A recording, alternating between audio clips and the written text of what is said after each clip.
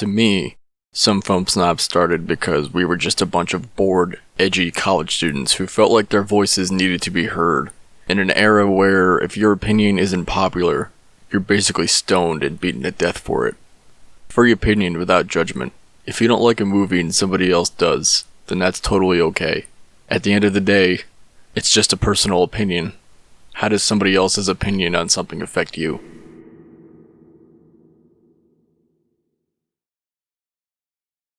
If you like what you are seeing, make sure to leave a like. If you want more content, then make sure to subscribe and hit the bell icon to get all the latest updates. Thank you very much, and enjoy.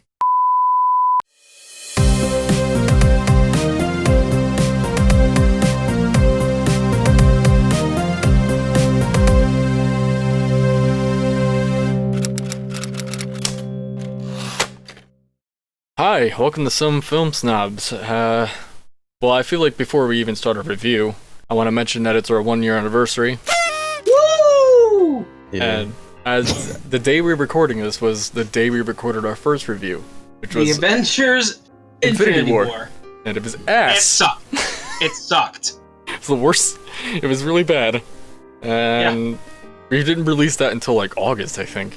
Yeah, and as an archive. And it's been a crazy.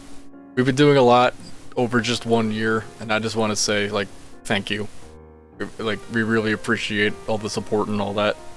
People who tune in and all that. So, let's get into it. Avengers Endgame. Wow, thank you for skipping over the, us. Oh. The little people. Oh, but that's not what I meant to do. Whoops. That was Sean Reiner, skipping over us. My name's Matt Smith. I'm Iron Man. I'm an asshole. Yep. And this is Endgame.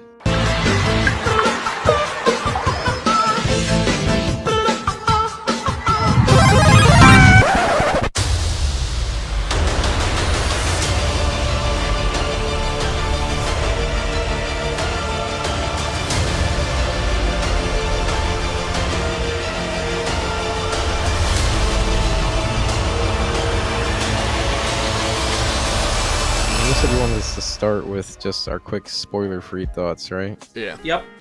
So I guess as I'm already talking, great end to 11-year saga, and not without fault in my opinion though, but I think it's pretty much almost perfect, so. Yeah. I'm just gonna say what Jacob said, and basically, it's a great ending to this massive 11-year journey. We're pretty much just copying each other because this movie is, dare I say it, the perfect way to end a saga spanning 22 films. Yeah. I mean, that's a lot of films, so you need to have a big ending, and I feel like this is the perfect way to do it. Definitely. It's not without its faults, but honestly, it's all forgiven. Here's 5 seconds to skip to this time code right here to skip all the spoilers and all that. We normally wouldn't do this, but I feel like for this, we need to.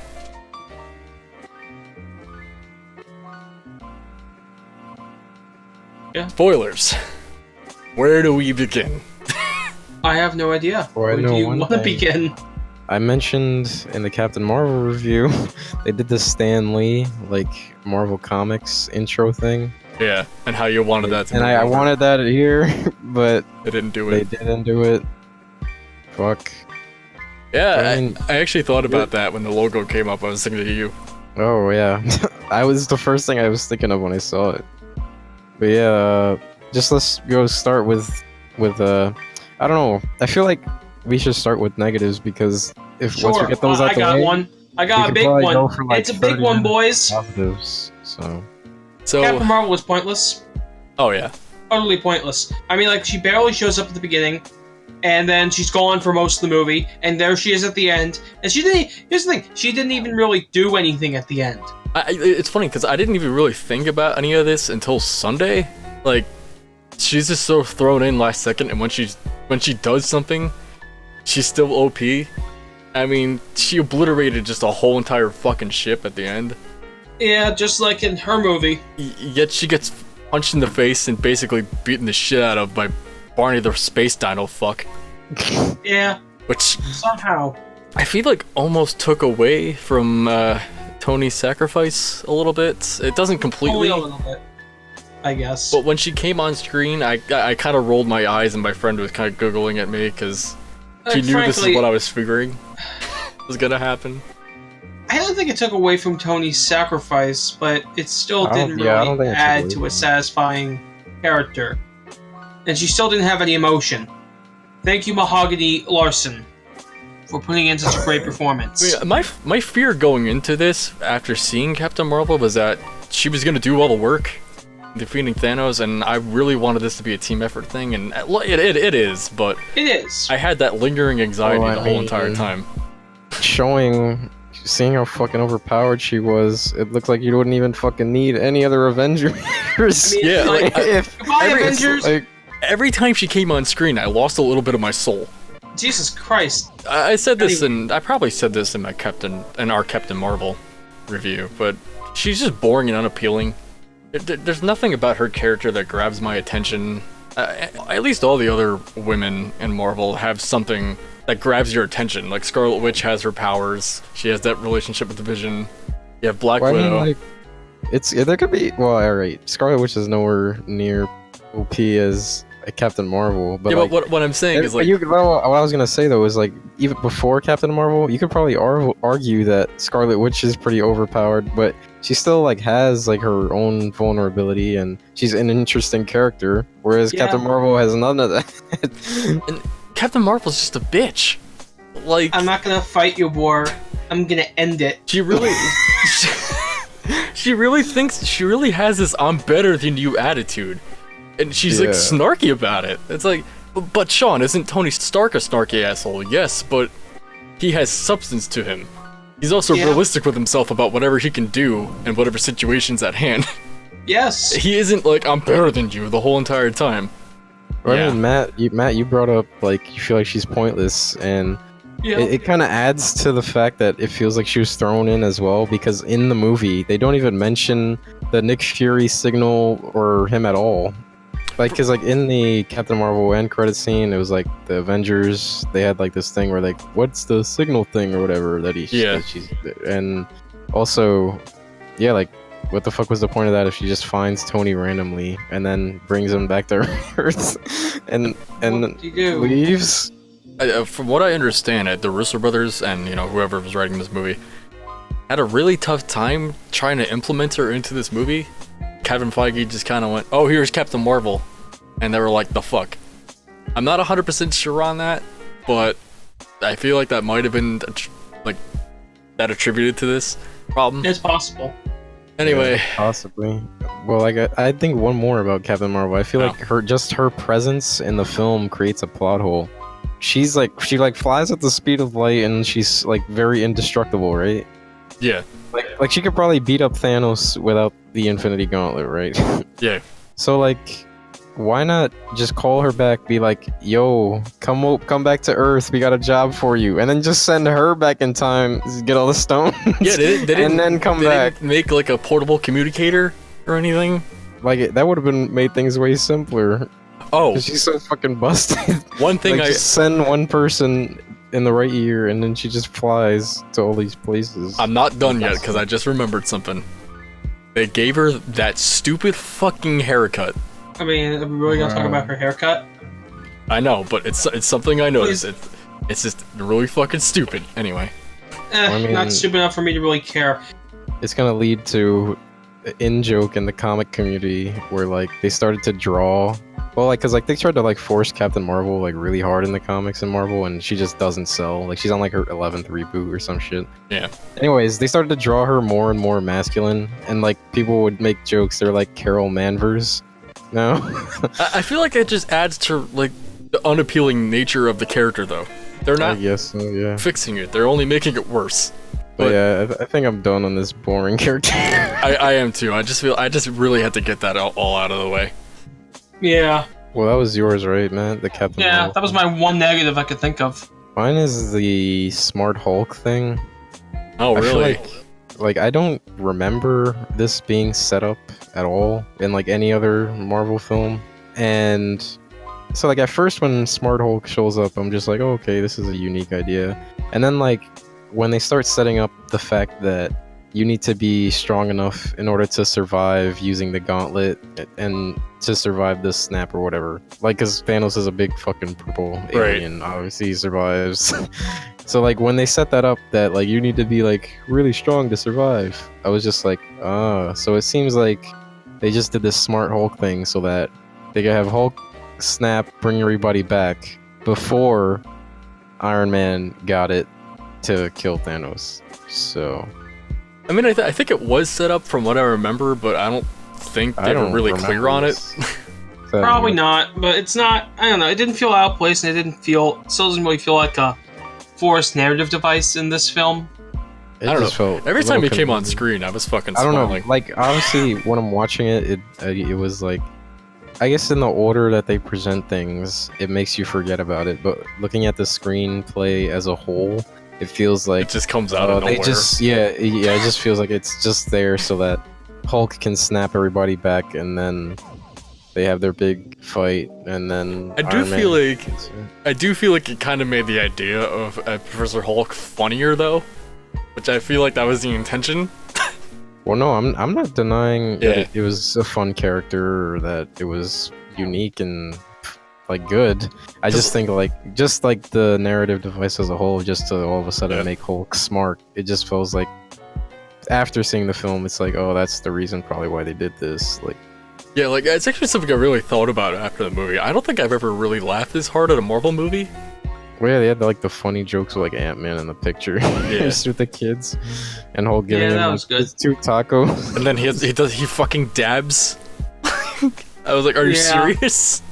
I like everybody's like, are you serious? No, I thought it was really funny. I wasn't even cringing. It was like purposely cringy, which is what made it really funny. Yeah. Yeah, I guess I see what you mean with that. Yeah, no, I can also see it too. The only real thing for me, and it doesn't really have anything to do with the movie, is that I feel like Marvel should have not even announced any other movie whatsoever. Because even if the trailer does hurt like the integrity of this film. Like as you're watching it, it's just like that back of your head knowing. I really feel like they shouldn't have announced any titles. They should just been silent about the whole thing until this movie was out. Well, I mean, when does Spider-Man come out? July? Yeah. But like, so even if they had to delay it, release that trailer like maybe like a week after this movie's been out for a week. Yeah. Then show a Spider-Man trailer.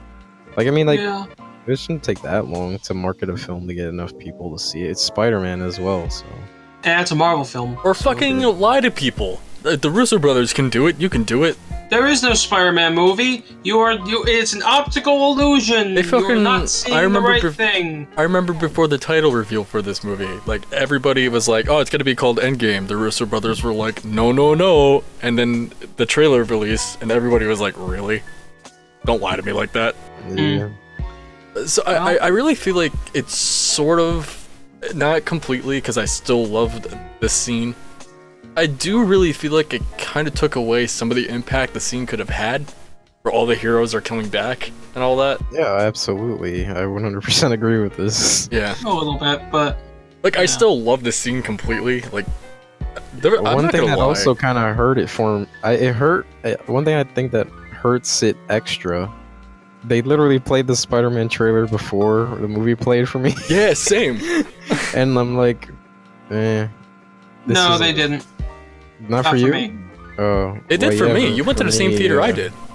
Well, then I got lucky. Weird. I guess. Yeah. Hear that? No, they didn't play it. Fucking switched around trailers on you? Anyway. It's just a small thing that like really it lessens the impact of that moment. Still an impact. I'm not denying it. There is still, yes. I'm not denying it. Oh, yes, there is. My like nerd boner was really fucking hard during that scene. Thanks for that image. I didn't know. I was trying to find a funny way to say that, but I have one more gripe. This one's a lot smaller. Just because I feel like, alright, I'm gonna draw some diagrams.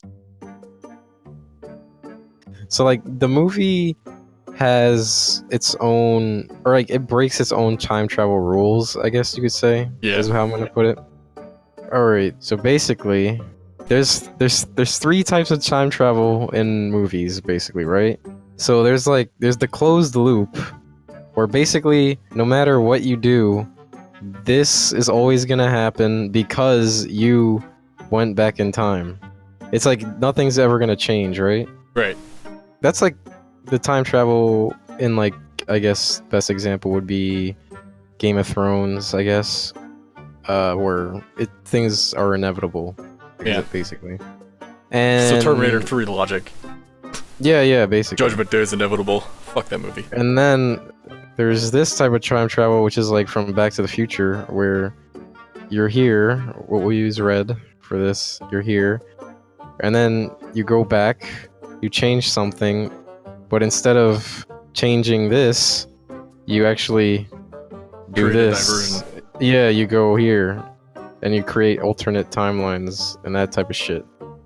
And then there's the last one, which is what Avengers does, which is you're up to here, and like this is the future currently. Right. But then you go back to correct your future and make it this, where like it's only the singular timeline in this version. Yeah. Now, when I say they break their own rules, is that for the most part, this is what the movie is. But then, at the end of the movie, it's like there's a bunch of other bullshit. Like you have like this with Loki, and then you have Cap's life. Like, when Cap goes and lives his life, he creates a whole nother timeline with like him and his kids. And even though I love it, I completely understand what you were saying. Yeah. It's. I feel like the graphs are gonna be necessary to show, but that's basically what I mean. It's like they set up that they're gonna use only one version, and then they end up using multiple. And No, I totally get it. Yeah. Me too. That's why I didn't say a damn thing the entire time. I mean, that was pretty thorough. I totally get that. I'm sort of agreeing with you, even though I loved like the Captain America stuff and all that. Oh yeah, the Cap thing. It's obvious that they just did that so get a tear out of my fucking eye. So they can have this great moment where you look over and he's on the bench there.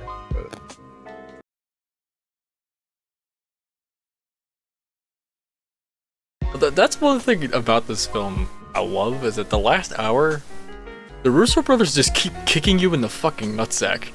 Because there's the funeral with Tony Stark.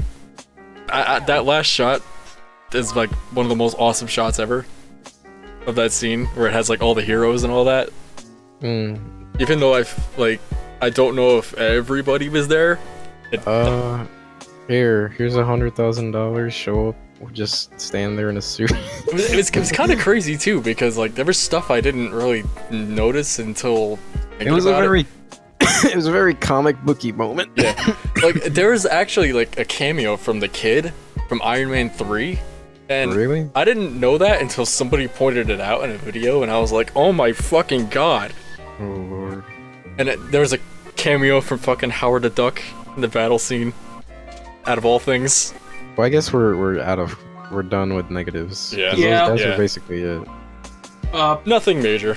I just want to talk about how awesome many of the scenes were, to be honest. Yeah, I agree. There was that fight scene with the two Captain Americas. I loved it. You know what it reminded me of? It reminded me of that scene in Toy Story 2 where Buzz Lightyear has to fight another Buzz Lightyear. Other Buzz Lightyear. Yeah. Like exactly like that almost. In the sense, pretty much exactly like yeah. Yeah. Actually, really, I kind of think the whole idea of going back in time and getting the stones was a neat idea. Even though it's something similar things have been done like that in other movies that involve time travel, I feel like for this it was perfect. You get to see like the Avengers, like you get to see Tony interact with his dad in the 70s. You see Stanley's final cameo. Yeah, it was a cool cameo. You get to see the fight in New York again from 2012. You get that amazing shot of the Avengers again. Oh yeah, that was definitely there. Just as this is the last this is the last Avengers movie. Here is an awesome moment from. God, it reminded me of. that got me all hyped, so it worked. It reminded me of the first Avengers, and being at that theater. Well, I mean, damn, it was just it's hard to think about. I don't know, because they had a lot of fun stuff with the time travel. Like, I really enjoyed the Guardians when they're in Guardians 1. Yeah. With Peter Quill. Yeah, and then they show like the outside perspective of just him singing like an idiot. I sort of feel like that was a joke that was supposed to be built up for like 4 years.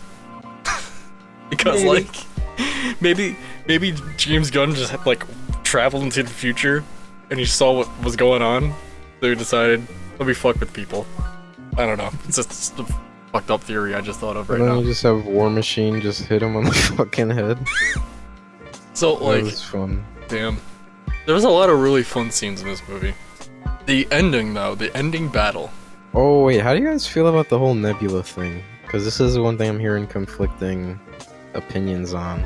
What's the negative opinion that many people have? That it's sort of like that it feels a little contrived is what I'm hearing. Really? No, not really. Well, like, do they explain why her two brains would be connected or something? Yeah, that's would you consider that like a plot hole? Because like I'm the more I think about it, like unless her memory is on some fucking cloud on Google, like I don't Google understand. Drive. Like Actually, it might be. If her memory works like that, wait, why wouldn't any human work like that? Like, why wouldn't like past Captain America start having memories of future Captain America? Or like, you know what I'm getting at, right? Yeah, I know exactly what you're getting at. I was so confused by that. I was just kind of like, wait, what? Like, it honestly like hurt my brain thinking about it, trying to break it down. That's how analytical I get with this shit. It doesn't bother me that much. Yeah. No. It is odd to see at least. Yeah. So, that final battle scene. In terms of build up to that final battle scene, honestly, Avengers Infinity War and this movie together, I would probably compare it to Return of the King. It felt very huge. Massive. Yeah. And no, this isn't a 4-hour movie, but it is easily comparable to Return of the King, you know? Giant battle at the end. You know, the ending that goes on a really long time, but it's necessary. 6 endings. Gets a tear out of my eye. Actually, I'm not gonna lie, I was pretty much bawling the last 30 minutes of the movie. Yeah, I wasn't too far behind either. It takes a lot for movies to do that to me. Like, you have to have, like, the perfect combination of everything. As I was saying earlier, yeah, the Russo brothers just kept kicking me in the nutsack. Yeah, you had Iron Man's sacrifice, which was emotional on its own. That really awesome funeral scene, you know, where they have Tony's first heart that he made in Iron Man 1. Proof that he has a heart. We get that scene with Captain America, which, yeah, even if it is kind of problematic in terms of the time travel, I think it's perfect. It's something Captain America's always wanted, was to get back with Peggy in some way. And he did it. He had a fucking rain check that lasted forever. Like, goddamn. Like, he finally got that dance. Speaking of the Tony thing, it would always seem before in all the other movies, he was the one that was always most hesitant to sacrifice himself or give up any sort of personal sacrifice. Yeah. And it makes sense to complete his character arc with him being the one. Yeah, exactly. Yeah. Oh boy. That last shot, I'm still thinking about the Captain America thing. Like, that last shot. Alright, let's talk about more of the movie. Yeah, let's do that. I did really like the shot with all the heroes coming back, even if their pre-planning kind of could have ruined it, really. Marvel's pre-planning. Yeah. Probably one of the most epic shots I've seen in a while. I don't think the pre-releasing trailers ruined it that much, because of the context of the scene, like how it played out. The 3 original Avengers are like just get their fucking asses kicked by Thanos. Yeah. Yes. Oh shit! Also, the Captain America Mjolnir moment. Yes. Was awesome. Oh, that was amazing. I can't believe I almost forgot to bring that up. Oh, that was awesome. Yeah, so like they absolutely get fucking their shit rocked, and then the heroes show up, which like made it so a lot better. Thanos has like one of the best villain lines, like when he first comes to the future through the ship. Oh yeah. And he's just like, "You could not live with your failure," and where does that bring you? Back to me. You could not live with your failure. He's a great villain. The only thing is though, like literally every fucking Avenger ever in this MCU, and they still almost lost. Yeah. I'm just thinking though, like, what are they gonna do after this? Like, in terms of villain? There's nobody bigger than Thanos they could really do? I mean, he literally murdered not just half the people on Earth, half the people in the whole universe, galaxy, solar system. Like, Thanos is literally the modern Darth Vader. Like, he's just that iconic. So what are they gonna do now? I don't know. Look, as long as they don't have Kylo Ren, I'll be happy. Emo Thanos. Emo, whiny, temperamental. He has the head of Thanos, and it's all like crumbled and shit. These are the ashes of my grandfather, who I'm copying. Oh, I hate you, Dad! Yeah, it honestly, I don't really care after who they do after this. I really, there's only a couple other Marvel movies I only you can't really gonna get see. bigger. Like, I'm not cutting them out entirely, but I'm not gonna see every single one. Like, I'm gonna see Spider-Man. Same. I'm definitely gonna see Guardians 3 because I just fucking love Guardians. And I love James And Gunn with Thor doing those possibly movies. being in it. Yeah. That's gonna be awesome. I'm definitely skipping Captain Marvel too. Captain Marvel They were 84. saying that they want her to be the new leader or whatever going forward. Let's get back on track. Alright, we're almost done. I really like this movie. Fantastic review there, Al. Why did we didn't talk about the beginning? So. Fine, you wanna talk about we the should. beginning? We should. Okay, fine. So like in the first 10 minutes they cut off Thanos' head. Yes, Thor went for the head. Good job. You made the joke. Slam dunk. And you just won a new car. I am now the Michael Jordan of reviewing movies.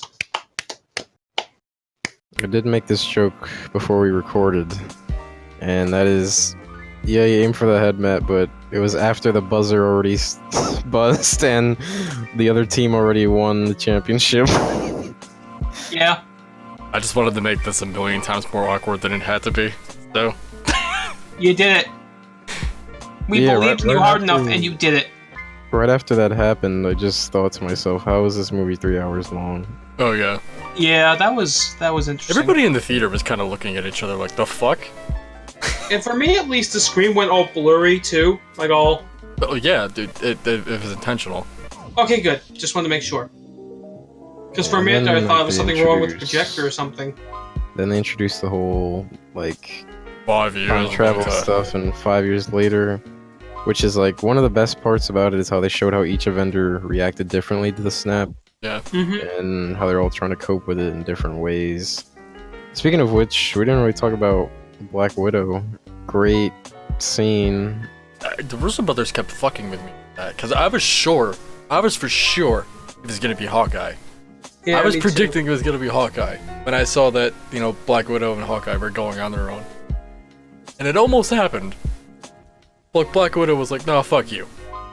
And just, like, went on her merry way. Yeet. Cracked her head on a rock and said yeet, and, you know, just fucking... I did find it a little bit goofy, though, when they're, like, actually fighting each other to kill themselves. Well, I found it more goofy that it just kind of felt like the scene with Gamora again. It actually reused some of the shots. Speaking of which, did Gamora get snapped at the end? I have no idea. Either way, I bet the third Guardians movie is probably going to be, like, about finding Gamora. Or Gotta trying find to get her Gamora. back. Oh dear God! Wait a minute. It's just like the search for Spock. Yeah, it'll be just like search for Spock, to be honest, yeah. Anything else positive or anything to talk about? Honestly, not really. I've gotten everything Ant-Man I had a wanna good say. emotional scene with his daughter. Ant-Man was funny in the movie as well. Oh, Yeah, I agree. Ant-Man was funny. Oh. That's Paul Rudd, man. One last quick thing. Good. If it wasn't for that rat pressing the button, this movie wouldn't have happened. Okay then. Fantastic. Now. The rat's the real hero. Cue the Redditors saying the rat is a scroll that secretly wanted to Oh help. good God, no! Please. Confirmed! Yeah, I think that's a wrap, though. That's a wrap, boys. Why don't we give our rating? Yeah, let's do that. Big thumbs up from me. 2 thumbs feel up. 4 thumbs 2 up. thumbs 12 way up. thumbs up. I feel like I haven't given one in a while, because I'm the most stingy, but definitely a thumbs up. You think you're stingy? Have you met me? I feel like we need to go through all the reviews and see if it's either me or Sean who has the least thumbs up. We'll do that some other time. But yeah. So, This has been Some Film Snobs. Again, thank you all for tuning in. Our 1 year anniversary. I feel like I should mention that again. Thank you guys very much for tuning in. I'm Sean Reinhardt. I'm Matt Smith. I'm Bruce Banner. And this has been Some Film Snobs. Catch you all later. No, move forward a little bit more. Just a little bit. Ow, fuck. Intensity. It's raw emotion.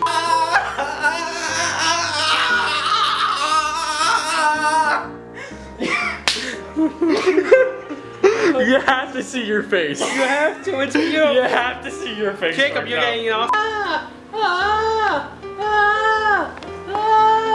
I'm stuck. Fucking cunt. Jesus Christ. Fucking piece of shit. Jesus fucking Christ. Fuck you. Die in hell. Okay, I'll try. Oh, alright. Alright, when you're ready. Yes, what? Matt, stop. Oh. Just move forward a little bit. It's about family, and that's so powerful about it.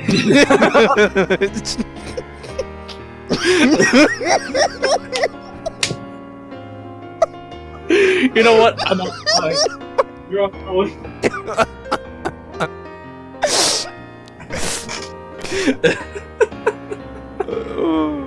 If you like a drama about sibling love and and cannibalism, check out Raw.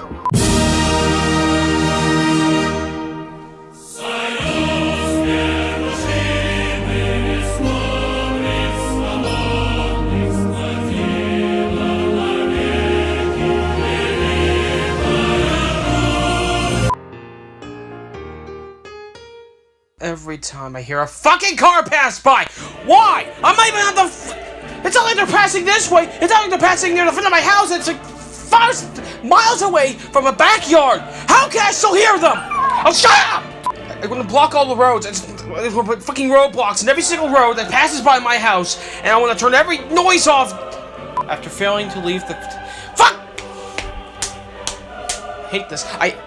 I hate the fact that every time I end a sentence I go, I gotta inhale a little bit of breath because, oh, I lost my breath because I did so much fucking exercise! This is my last Red Snob until I get in the college again, because I can get, I can get the voiceover. No, fuck it, no. Honestly, I shouldn't worry about that, because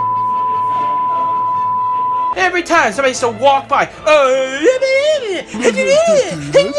you're trying to record something, and some guy outside the door is going, Dominic Cobb is a dream thief who is in the middle of a job with his partner Arthur. After failing the job and attempting to flee the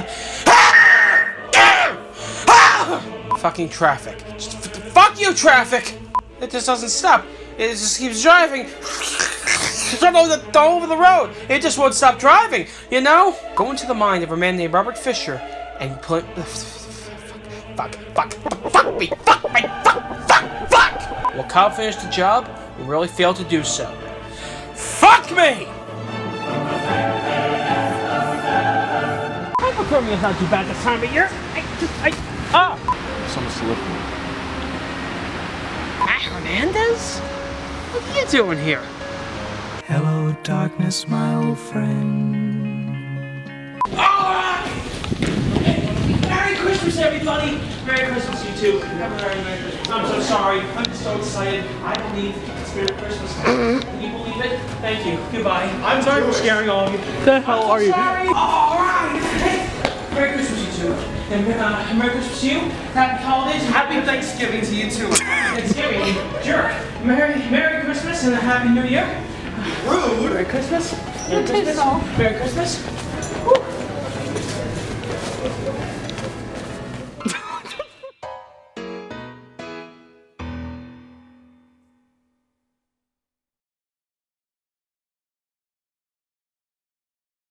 If you enjoy our content, then please consider supporting Some Film Snobs on Patreon.